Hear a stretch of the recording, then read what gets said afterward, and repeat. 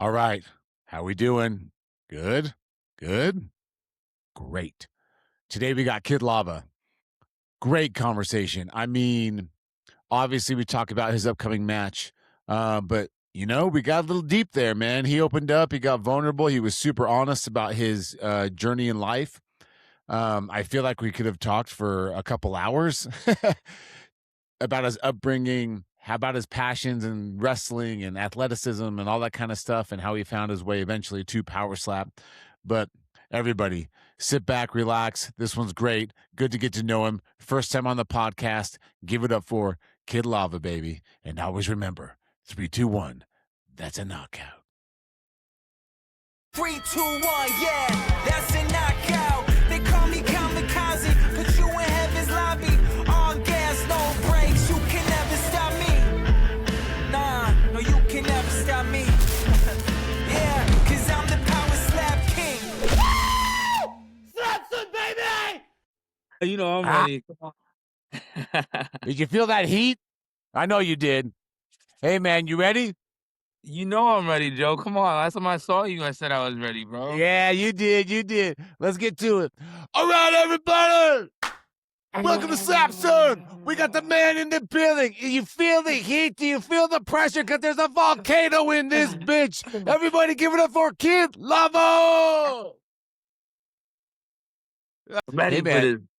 Dude, I'm so happy you're here. And hey, let's put it out there. Were you filling out certain papers to get on a certain roster?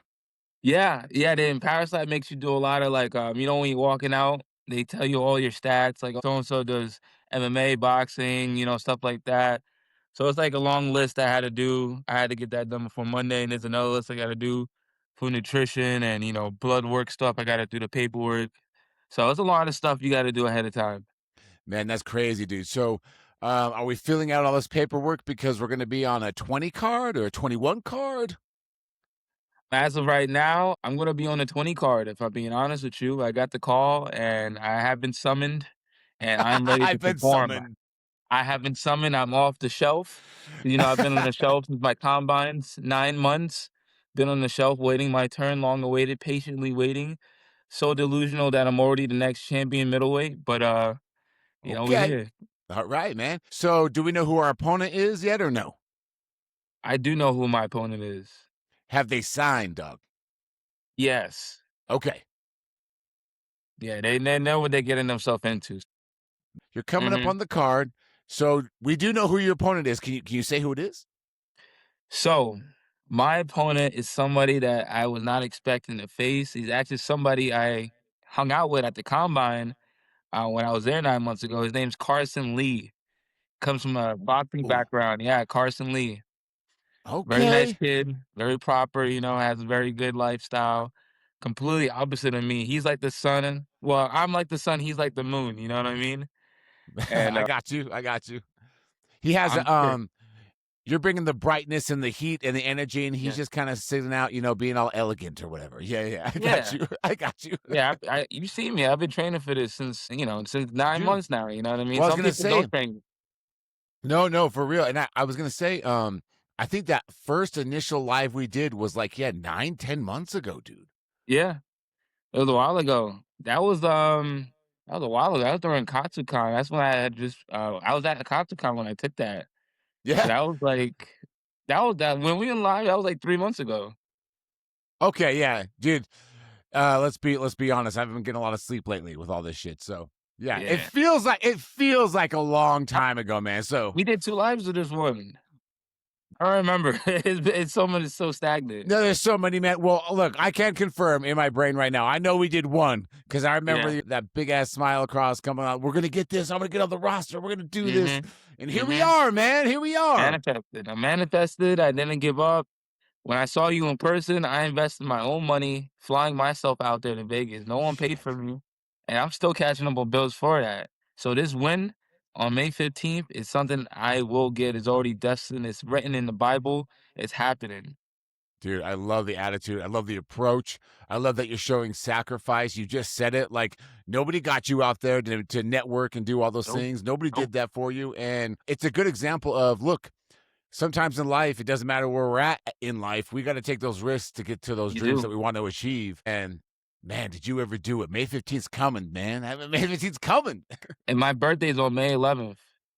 Oh, damn. My birthday's the 7th, dude. We're both Tauruses, man. We might as well freaking party together, after the win, brother, because Hell it's gonna yeah. happen.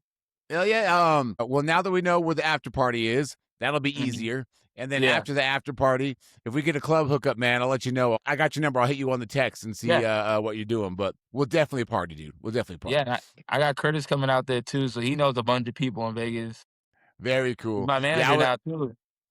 What was that? He's my manager now too, Curtis Agency. Oh yeah, yeah, yeah. Yeah, he was talking about maybe popping on during this interview, but I don't know. I guess we'll see. Maybe some other time. Yeah, yeah, that's fine. But dude, we know your opponent. We know the date. We know you've been prepping for a long time. What do Yes. you think is the biggest advantage you can show in a debut? Meaning, is it the obvious? I'm going to get a knockout, and that's going to impress everybody. Is it going to be your professionalism? Is it going to be what you say on the mic? Like you've had some time to think about this moment, and now that it's here, how do you see this thing actually playing out? If I'm being honest, Joe, I've been reliving this day since I went to the combine 9 months ago, and every night I've been having the same dream of me walking up on stage, walking out to my music that I made myself, that I rap myself, because I'm also a rapper. I get up there, it doesn't matter if I knock him out on the first hit, second or third. It doesn't matter who wins the coin toss. I could care less about that. The only thing I care about is showing the world who I am, what I do, and this is what I do as a person. I'm a performer. I'm an entertainer. That's what I'm here to do in life is to entertain crowds. It doesn't matter if there's 5 people, 100 people, 1 million people. They will get entertained. They will come back and they will buy tickets and they will talk about this for the next 9 to 10 months. I promise you. That's the type of energy that I bring to the Dude, table. I felt that through the camera. That was amazing. And that's what it's about, right? You want to put on a show no matter how the show goes. You want to Mhm. put on a show so people dude, you said it perfectly so they become fans, buy tickets and come back and watch more. I Yes. love that answer, man. I love that At my answer. school at my school, I train at Devon Douglas School, Hall of Famer, two-time Hall of Famer. No one talks about the match. They only talk about the finish. Cause on the finish, that's what they talk about on the ride home. Cause they don't care if you botched up the chain locking or the mid of the match. They talk about how that match finishes.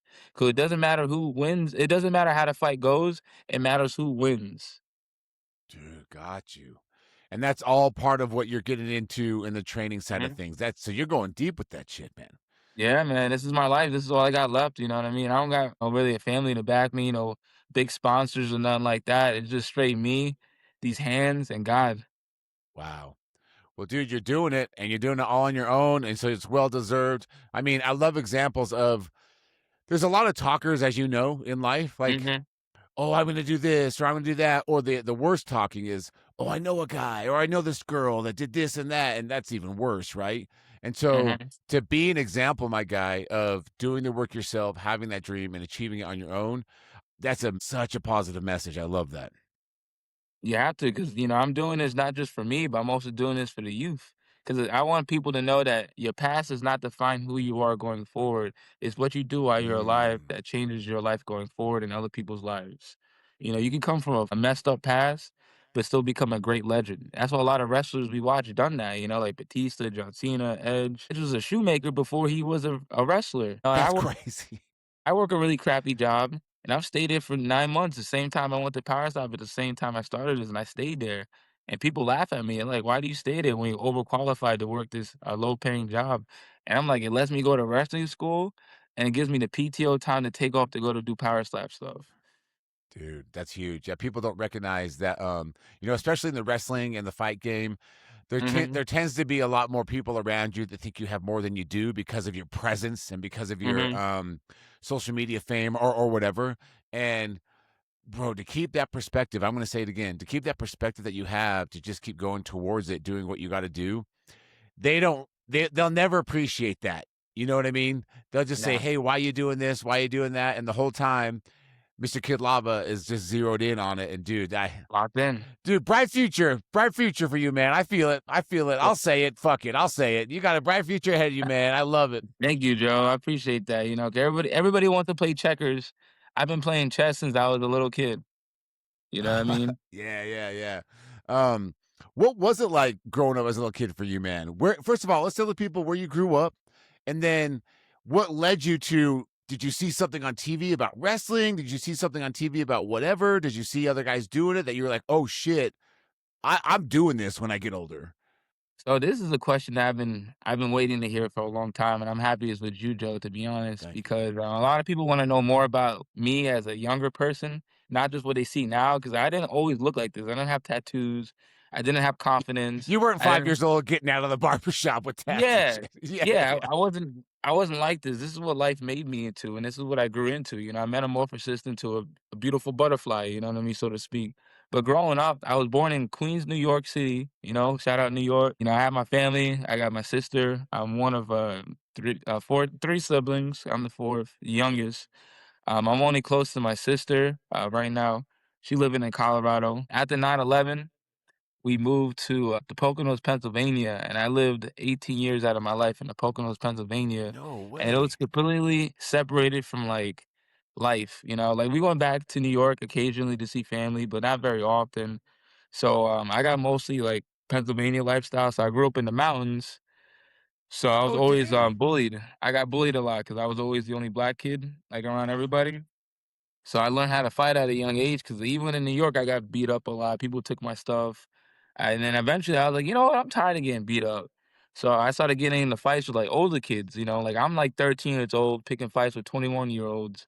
And like they would beat me up. I'm talking about like they would punch my face into the ground, into the earth. There'll be like a hole in the ground with my head there. And I go home to my mom and she's like, what happened? I'm like, I got beat up again. She's like, here, this play some video games and stay home, stay inside. And I just started doing push-ups. I just started doing Okay. push-ups every day. I just started doing push-ups, and then I got into 7th grade, and then they introduced a weight room, and I was like, "What's this?" They're like, "This is where you get stronger, and you can sign up for this class if you want." And I was like, "Yeah, sign me up." I'm over there benching the bar, and I see people benching like plates. I'm like, "Yo, we're the same grade. How you guys doing this?" And they was just like, "Yo, I want to get like that." So I just started doing push-ups. I started hitting the gym more, and from 7th grade all the way up until middle school, I joined the football team in 8th grade, and I started playing football, and I'm like, "These guys are huge." So in 8th grade, they made us practice with the seniors, and Are we you shared the same serious? locker room. Yeah, it was horrible, I'm not gonna lie to you, because these guys are, like, grown men, and they were, like, pushing us around, picking on us, destroying us pretty much every day, and I was like, "Damn, this sucks." But I'm like, "I'm not gonna quit." So, they used to stuff me in the lockers and stuff like that, and I was like, "You know what?" I took a 2nd and 3rd gym class, strength and conditioning class, so I worked out 3 times a day during high school just to get more muscle Whoa. mass, and then the biggest guy in the football team, his name was Glenn. He was like 6'6", this pure, like, monster ape, and I went against him in, like, a drill, and I chucked him. I got low, I dropped my shoulder, and I popped him in the mouth, and I put him on his ass, and the whole school was like, "Yo, what the Bro. fuck?" And that wasn't the first time I did it. I did it to, another guy that was just as big as him, Mike Kamaski, and a 3rd guy, I suplexed him, and then the wrestling team coach recruited me for the wrestling team. 'Cause he's like, "Bro, like, you're just, like, naturally good at, like, getting out of, like, tough situations," and I was like, "It's just fight or flight," you know what I mean? Because it's like in New York, it's like you gotta run or you gotta fight. You don't get 2 choices, you know what I mean? And from there, I just started, training. I got really good at, track and field. I didn't really like doing the football aspect because I kept getting injured. So I Okay. noticed I was like, Yeah. let me switch up a sport and do track and field. 'Cause I noticed a lot of my friends started doing that. I got good at that. I went to nationals, but I wound up pulling both my hamstrings, so I stopped doing that. I got kicked off the last year, you know what I mean? It was just a really shitty show after that, because it was schools that wanted to pay, like, D1 scholarships for, like, my track and field career, and, I told them I could do it by the time I was able to, graduate, but my mom was suffering from a lot of ailments. She was very sickly, Mm. and she was in a wheelchair. So my mom's like, "You can go to any of the local colleges and run track, do the whole college thing." And, I told her no. I said, "I just wanna be with you," you know what I mean? Because you need me. So Man. I turned down all my scholarships, D1, D2, D3, all of them just to be with my mom, and I worked 4 jobs. I did things I didn't wanna do, but, I had to pay bills and stuff like that, and, she wound up passing away during COVID after I became a truck driver. It's pretty rough. I had to watch her die in my arms. I was with my sister and my Oh my brother, my oldest one. gosh. And from that day, every day I kept doing push-ups, more push-ups, more push-ups. Even when I was truck driving, I just kept finding a Planet Fitness and just doing push-ups. That's the only thing that kept me sane was just doing all these push-ups and training. Because if I didn't do that, I think I probably would have hurt somebody for no reason. You know what I mean?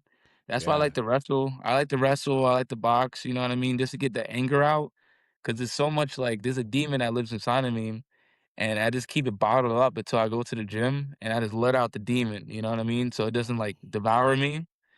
You know what I'm saying? But now I'm able to, give it back in a positive way. I met a lot of great people in my life that showed me that you can be really strong, but you can use that strength in a positive way. That's how I learned at Devon Academy. That's why I learned at all my great coaches, and they teach me how to redirect that anger and that pain and make it into power. You know what I mean? Mm. Because some people let that power devour them, and they get cocky, they get arrogant, they get obsessed with just being the best. And I feel like you need to give back and stay humble, no matter how good you get. You know what I mean? Yeah, absolutely. Wow, man, I appreciate that. That was a lot, man. First of Yeah, it's all, crazy. so I lost my dad last fall. So my condolences, man. I know it's been some years since COVID, but Hmm. that probably is still very real in you. So I appreciate you Sorry to hear sharing that, that. man. That's crazy, man. Do you think your mom in a weird way was saying go, go in hopes that you would stay with her? Does that make sense? My mom, I was the youngest, so like me and my mom, so I grew up in an abusive household. So my dad used to beat my mom. I used to watch it. My Oh my brother told shit. me it used to be worse when I wasn't born. He seen it worse because he was that messed him up. And one day I just see my dad just pounding on her. You know what I mean? Face all disfigured. And I tried fighting him, but Holy I was small. cow. He just punched me across the room. You know what I mean? He was drunk and on drugs stuff like that. How old were you, dude? I was probably like 11, maybe 10 years old. I seen that stuff a Holy lot growing up out shit. there. It got to the point that the police came and they had to beat my dad up and break his ribs. That's how we was able to move to Pennsylvania. He sued them and got a small check, but you know how that Yeah, goes. yeah, I bet he did. Yeah. Yeah. I bet he did. No, dog, Kyle, you know what's funny? That really hits home, dude. In the sense of my kid he's 12. So I can't Yeah, imagine seeing that at that age. And you know what, dude? For real, man, kudos to you because you've had this life. I mean, look, we're just barely going deep on this shit, so this yeah, is first reactions, but you had a choice, right? And you probably had that choice like a lot of times, several times mhm, growing up. Do I go here? Do I go here? And mhm, ultimately, you chose your mom, you chose your family to help out and be you, and you chose a way to be positive with all that fucking shit, all that demon, everything going on yeah. inside you to be positive with it. Dude, do you think push-ups saved your fucking life? I will say it was partially push-ups, but it was also anime. Like, anime made a it has Okay. had a big impact on my life because my favorite anime is One Piece, but One Piece isn't the anime that really pushed me into being a better person. It was Naruto. Because there's one character, Rock Lee.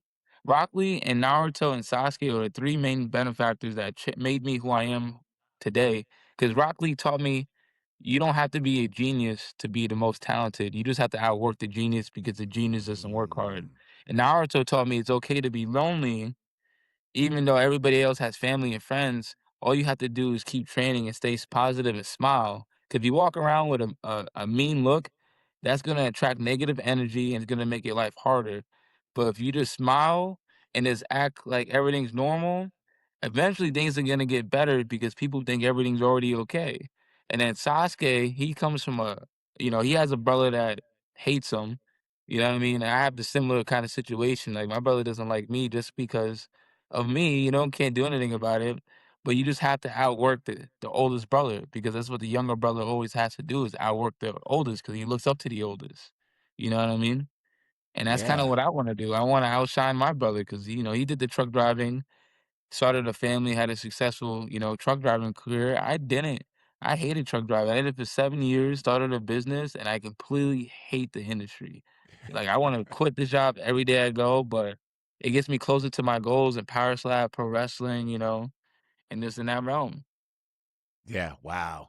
It's so true, and it's such a hard dude, the fact you're doing it and you can even improve on it every day is huge because Yep. that's so hard to pull off, man.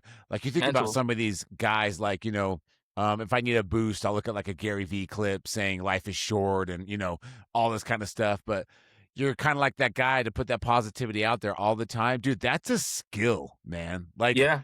most people don't have that. That's big, man. I get a lot of people that hit me up through DM or they, try to text me or whatever. They tell me like, "Yo, like you really helped me change my life. Like you motivate me." You know what I mean? And I'm just like, that means a lot to me personally because I dealt with alcoholism, drug addiction, marijuana. I dealt with suicidalness too, and I beat all those addictions. And I'm able to do what I can today because I kept the faith in the Lord. I stuck to my discipline and I stuck to my regimen, and I just devoted my life, you know what I mean, to Yeah. being the best and just showing other people because we live in a really bad time where the economy's so messed up, gas prices so high. They need people, more people like myself to help motivate people. It doesn't matter if it's a youth, grown man, old man. Somebody needs somebody to look up to that's not so superficial, not already famous and rich, because those guys don't really care about nobody else, if you notice. They don't talk about before the fame. They only talk about while they're famous, if you notice. Yeah, that makes sense. No, that does. So, dude, take me through your day. When you My wake regular up, day. what does that go through, man? Oh, it's most people can't even live through my mornings, to be honest. Cause I wake up, my normal day, I get about 2 hours of sleep during the week, right? That's why I'm always so tired. I get 2 hours of sleep. I wake up at 3:30 in the morning. I start my shift at 5, 'cause I gotta ride my motorcycle. I ride my motorcycle to work. I gotta warm it up. And then I get off at 4, so I do about 11-hour shifts, sometimes 12. And then after that, I go straight to wrestling practice, and I wrestle for another 5 hours with Devon Dudley at his 5 school. hours? Yeah, 5 hours is our normal Dog, schedule. after a 12-hour shift, you go wrestle for 5? Yeah, yeah, and my Oh my 12-hour god. shift is it's all cardio too. It's all cardio, and then I go there and we do more cardio and strength and conditioning. And, after that, I go to the gym again to train for boxing, and I do more cardio. So I don't get home until, like, 1:30, and then I gotta wake up by 3:30, and I do that 3 days out of the week. So Friday, Monday, I get rest days, but Saturday, Sunday, I'm a part-time model. So I'm a 3rd generation model, so I model for Orlando Fashion Week here in Orlando. Like, later Dude. today, I'm gonna go to a casting call for, like, a swim week in Orlando because it's something I'm good at, you know what I mean? I just Yeah, started yeah, getting yeah, paid. bodybuilding contest, you Yeah, got it, you yeah, got it. Yeah, yeah. yeah, yeah. So, trying to make any money I can, get the sponsors where I could get them and just get people to see my face more because it's all about perception. Can they see you on stage and it's like, "Yo, he may not be doing this, but he's doing that, this, and that," you know what I mean? So I try to, like, show people, especially male models. There's a big stigma that male models are, like, gay or anything like that, and I'm like, "No, you definitely do have to channel into more of your feminine side, but at the same time, you could be masculine doing the same thing. You just have to know what you're doing." I've been modeling since 16 years old. I took a bus from Pennsylvania to New York City to go pursue modeling, and it didn't go good. They pretty much told me like my face sucks, like I don't have the Oh, six pack, my eyebrows are terrible, and it made me so insecure. So I spent the next like what 10 years working on my physique even more, working on my face, got the tattoos, got my eyebrows done, worked on my hair. And out of the same type of people that told me that are like the same people hitting me up and trying to like get me to do these shows now every week or every other month. You know what I mean? So that's become a part-time job for me along with my 9 to 5. So, I'm trying to just man. have multiple sources of income so I could just pursue more wrestling. Cause my main goal is just to be able to wrestle. But I'm kind of at a plateau where I don't have enough sleep to get better to do matches. And that's kind of been bothering Okay. me. So my Yeah. job is affecting my wrestling school. So I'm trying to just, I'm trying to knock out Carson, get this money, and pivot that money into myself into getting more rest in my health is because health is very important, especially as a fighter. Yeah, 100%, and I love you did do you brought it back 360, man, back to Carson, and, you're right. You've got all these different Hmm. opportunities and plans. You just need that one thing that can, like, you can reinvest back into yourself, Yep. and that can be power slap, man. Look, if all goes how it can go, You get up Mhm. there, it's one and done. Well, then you can go on the next card because you're not touched, and you can kind of. I mean, there's some luck in that for sure, but that is a possibility. And to be able to have that to put it back into yourself, dude, I can feel it. That's what you want so bad, dude. So let me stop right there. So you just said that if it is one and done and you don't get touched, then there's a higher chance you will get onto the next card. That's kind of how it goes. Yeah, yeah. So I mean, look, if you because as I understand it, so take this for what it's worth, fam. Correct me in the Yeah. comments. As I understand it, if you get cracked in any capacity, there's like a mandatory 40-day suspension. Not for anything, weird. It's just we got to let they got to let you heal, right? And Yeah. so I think it's 40 something days like that. Again, correct me in the comments, fam, if I'm wrong. No matter what happens, if you get hit, no matter what. Mhm. But if you, as an example, win the coin toss and you go up there, you swing, he's out cold, you get a knockout. So I say one and done, right? Mhm. Well, you're not touched. So I don't think that suspension holds for you because you weren't touched. You could literally go on the next card, like actually the next card. And then if you win the coin toss again and it's one and done, then the pattern can Mhm. continue. But obviously those are, luck has got to be on your side a little bit. But yeah, it's possible, dude. It's for sure I s possible. I saw that happen to, Cyberwolf that he beat Joey, he got onto the next card on 21, and he beat Yeah. him on 19. That was, like, interesting. I didn't think it was that quick, but he didn't get touched on it. That makes sense. Yeah, as I understand it, as long as you don't get cracked, you can keep going. And actually, dude, we'll have to dig a little bit. Maybe we can talk offline. But there's been a couple guys that did, but after they went through medicals and things afterwards, I don't think it was quite 40 days. It's for sure about a month. Yeah? But that there's still ways to get in on the next card as long as you aren't looking rough, if I may say. Yeah, Yeah, yeah. I gotcha. Alright, good to know. Yeah, dude. So shit might be one and done. Get your payment, get a bonus, and hope they call you again for the next one. You know what I mean? Amen to that boy. I tell you what, boy, I did that. That's sick, dude. Quit this job real quick. I'm excited for you, man. You've got quite the story. You've got a lot of internal motivation, and it's Mhm. real. And I can feel that through the camera. And so, dude, 100. honestly, wish you nothing but love. We're excited to see you get up there. We'll do this again with Sweet Talks coming up here pretty quick. But dude, Mhm. well deserved, well earned. And everyone who wants to keep following you and become a fan and see your journey, where can they follow you on social media? I think you got a couple handles, yeah? I do have a couple handles. I'm still working on my permanent power slap page, but my main page is gonna be KIDVX Lava. That's my main page, anime page. You can follow my modeling journey. It's gonna be Joker VX Lava. And right now my power slap page is Spartacus SPTT ARCUS Spartacus. All So right. yeah, No, tap in. no, dude, I appreciate that because just so the audience knows, I hit this guy up. I was like, dude, I think someone's imitating you. There's another Kid Lava out there. Like, Yeah, honestly, I run a lot yeah, of yeah. pages, But I didn't know. No, so it's good to Yeah. get that explanation out there. I appreciate that, Joe, for real. Yeah, yeah, absolutely, man. Well, dude, brother, let's hang out. Let this bitch upload. But everybody, it's going down May 15th, Power Slap 20. We got his first debut. It's going to be a banger. Thank you so much for coming on, my guy. You already know. Thank you, dog. Love you, dog.